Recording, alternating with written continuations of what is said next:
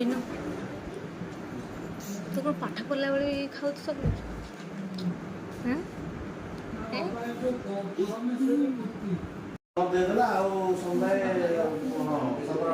ଆଜି ଚିନୁ ମିନୁର ଜଣେ ନୂଆ ସାଙ୍ଗ ଏଠି ଆଡ଼ମିସନ୍ ହେଇଛି।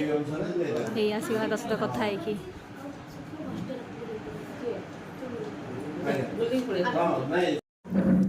এইটা তোমার হাফ পিরিয়ড কুଆଡ଼େ ଗଲା ଏଇଟା इधर गया इधर ରୀତିକାର ଏନ୍ତା ହାପି ରୀତିକି ଆଉ ଏବେ ଏବେ କେତେ ରଖିଛ ଆନୁଆଲରେ? 618 ଏଇଠି ଏଇଠିଟା ଲଖୁଛନ୍ତି। ତୋର କେତେ ରଖିଛୁ? ମୋର 623 ମାତ୍ର ଗୋଟେ ଅଧିକ। ଏଇଠି 600 କୁଆଡ଼େ ଗଲା? ଏଇଟା 622 ମାତ୍ର ଗୋଟେ ଅଧିକ 623 ରଖିଛୁ।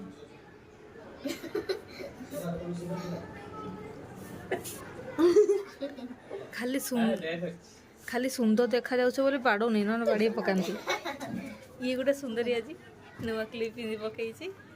କାହାର ମାଗିକି ଆଣିଛୁ? ହେଇଗଲା ଯିବ ନାଇଁ କି? ହଁ ଏ ତୁମ ସାଙ୍ଗମାନେ ସବୁ ବାହାରିଲେଣି, ସବୁ ଯାଉଛନ୍ତି। ନା ପାଠ ପଢ଼ୁଛ ନା ଆଉ କ'ଣ କରୁଛ? ଖାଲି ଷ୍ଟାଇଲ୍ ମାରିବା ପାଇଁ ଆସ ନାଇଁ କି? କ'ଣ ଘରେ କିଏ ଗୋଟେ ଡ୍ରେସ୍ ଛାଡ଼ି ଦେଇକି ଆସିছে ଏମିତି ଆର ପିଙ୍କ କଲର୍। କ'ଣ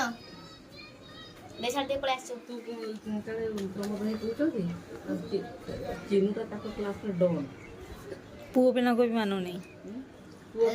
ତାଙ୍କୁ ଚାକର କି ମୁଁ ତାଙ୍କୁ କଥା ମାନିବି?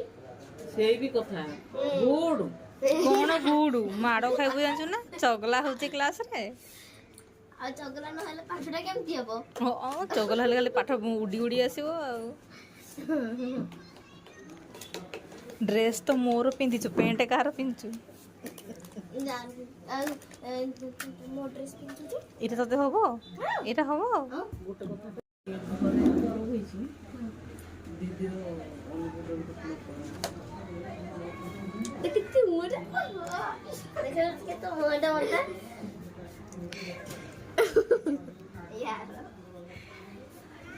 ଖୁସି ନା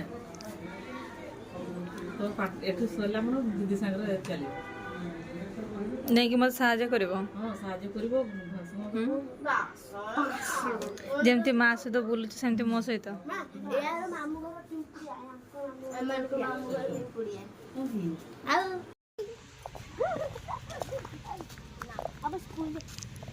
ତମ ସ୍କୁଲ ଏଟା ମୋ ସ୍କୁଲ ପା।